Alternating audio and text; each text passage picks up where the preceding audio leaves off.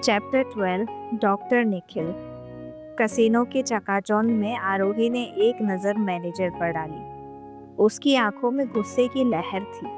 उसने चिप्स को रुपए में बदलवाया और 1 लाख रुपए का बंडल सीधे मैनेजर के चेहरे पर फेंकते हुए कहा, ये लो और ध्यान रखना कि तुम्हारे कसिनो में किसी की जिंदगी बर्बाद ना हो। मैनेजर हक्का बक्का रह गया, कुछ कहने की हिम्मत भी नहीं जुटा पाया।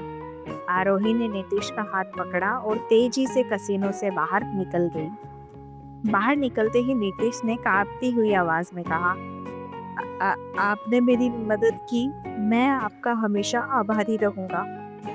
आरोही ने उसकी ओर घूर कर देखा और सख्त आवाज में बोली, आगे से अपनी बीवी या बच्चों को दुख पहुंचाया तो याद रखना अंदर गार्ड्स का क्या हाल हुआ था। समझ गए?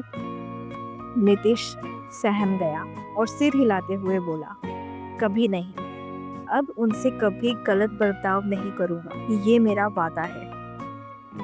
आरोही के चेहरे पर हल्की सी मुस्कान आ गई, लेकिन उसकी आंखों में अब भी सख्ती थी। तभी नीतीश ने झिझकते हुए पूछा, मेरा बेटा कहाँ है? आरोही ने उसकी ओर देखा और शांत लहजे में कहा, मेरे पीछे आओ। वो दोनों रेस्टोरेंट के अंदर गए। आयुष वहां बैठा आइसक्रीम खा रहा था। जैसे ही उसने अपने पापा और आरोही को देखा, उसका चेहरा खुशी से खिल उठा। वह दौड़कर अपने पापा से लिपट गया, लेकिन नीतीश का चेहरा अब भी उतरा हुआ था। यह देखकर आरोही ने पूछा, क्या हुआ नीतीश, अब भी परेशान हो? नीतीश ने गहरी सांस लेते हुए कहा, मैं जुए की लत के कारण कसिनो में नहीं गया था। असल में मेरी बेबी बहुत बीमार है, उसके दिल के पास एक नस ब्लॉक है। डॉक्टरों ने जवाब दे दिया है, लेकिन 2 दिन के लिए गोवा में से एक बड़े डॉक्टर निखिल आए हैं। वो इस ऑपरेशन को कर सकते हैं, लेकिन उनकी फीस 5 लाख रुपए है। मेरे पास इतने पैसे नहीं थे, इसलिए मैंने कसिनो में पैसा कमाने की कोशिश की, लेकिन सब बर्बाद हो गया। आरोही यह सुनकर कुछ पल के लिए शांत हो गई। फिर उसने धीरे से कहा, डॉक्टर निखिल? उसके दिमाग में पुरानी यादें तैरने लगी। डॉक्टर निखिल वही डॉक्टर थे जो अपने क्षेत्र में 40 साल के अनुभव के लिए जाने जाते थे। एक समय था जब आरोही ने उनके अंडर काम किया था, लेकिन अब सब बदल चुका था। आरोही ने महज 21 साल की उम्र में ही गोवा के सबसे बेहतरीन डॉक्टर का खिताब हासिल कर लिया। उसने इतने जटिल ऑपरेशन किए थे कि बड़े बड़े डॉक्टर भी उसकी तारीफ किए बिना नहीं रह पाते थे। यहाँ तक कि डॉक्टर निखिल भी एक बार कह चुके थे, आरोही, तुम्हारे पास जो हुनर है वो मैंने अपने 40 साल के करियर में नहीं देखा। अगर मौका मिले तो मैं तुम्हारे अंडर काम करना चाहूँगा, तुमसे बहुत कुछ सीखने को मिलेगा। डॉक्टर निखिल का नाम सुनते ही आरोही के चेहरे पर हल्की सी मुस्कान उभर आई। उसने नीतीश से पूछा, तुम्हें पता है डॉक्टर निखिल अभी कहाँ है? नीतीश ने बिना देरी किए जवाब दिया, डॉक्टर निखिल अभी एक पेशेंट के सिलसिले में लाइफ केयर हॉस्पिटल में है।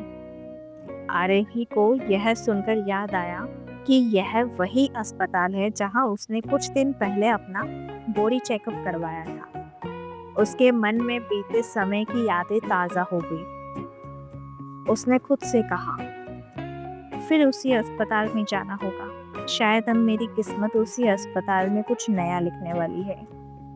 आरोही ने गंभीरता से नीतीश की ओर देखा और बोली, हमें फौरन लाइफ केयर हॉस्पिटल चलना होगा। नीतीश हैरान था। उसे समझ नहीं आया कि आरोही अचानक से यह फैसला क्यों ले रही थी, लेकिन अब तक उसने आरोही की ताकत और उसकी मदद करने की क्षमता को देख लिया था। उसने एक भी सवाल नहीं किया और सिर हिला दिया। आरोही, नीतीश और आयुष रेस्टोरेंट से बाहर निकले। बाहर का माहौल शांत था, लेकिन नीतीश के अंदर हलचल मची हुई थी। उसने आयुष को गोद में उठाया और एक कैब बुक की। जैसे ही कैब आई, तीनों उसमें बैठ गए और लाइफ केयर हॉस्पिटल की ओर रवाना हो गए।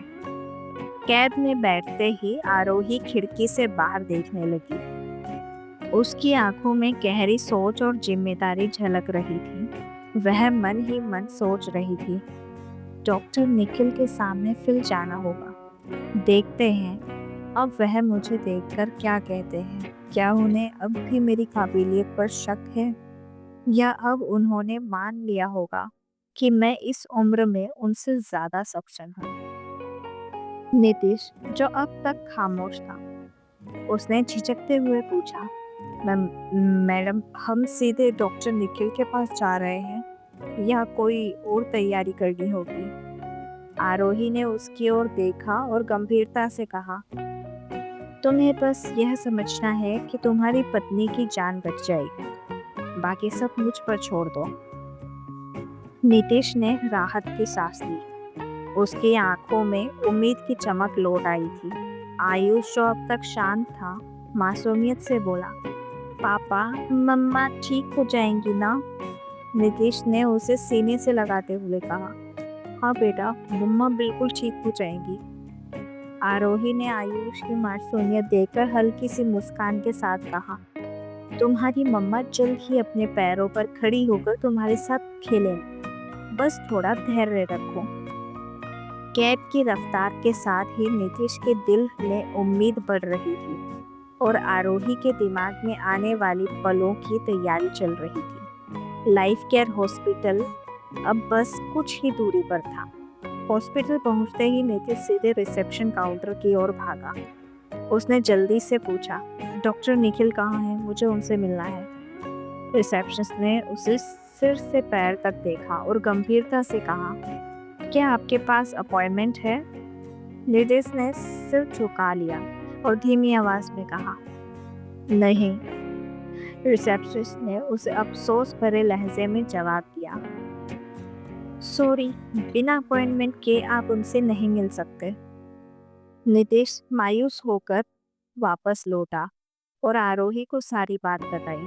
आरोही उसकी परेशानी समझ रही थी, लेकिन उसने नीतीश को शांत करते हुए कहा, कोई बात नहीं, तुम चिंता मत करो, मैं कुछ करती हूँ। इसके बाद आरोही ने अपने फोन पर इंटरनेट से कुछ सर्च किया। कुछ ही सेकंड में उसने अपना गोवा का पुराना हॉस्पिटल नंबर ढूंढ लिया। उसने तुरंत कॉल किया। जैसे ही कॉल उठी, आरोही ने अपना नाम बताया, आरोही।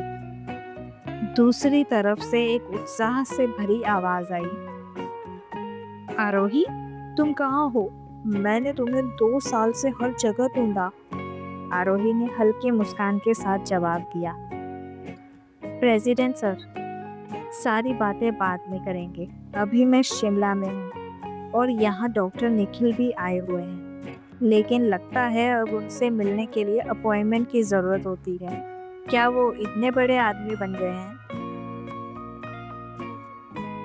तो आप सबको क्या लगता है दोस्तों, आरोही डॉक्टर निखिल से मिल पाएगी? क्या रहेगा डॉक्टर निखिल का रिएक्शन? जानने के लिए सुनते रहिए मेरी यानी आपकी मोमो की आवाज़ में ये कहानी, आरोही एक अनसुनी कथा। और मेरे चैनल को लाइक, शेयर, सब्सक्राइब करना ना भूलें और अपना फेवरेट पार्ट क्वेश्चन कमेंट में ज़रूर करें।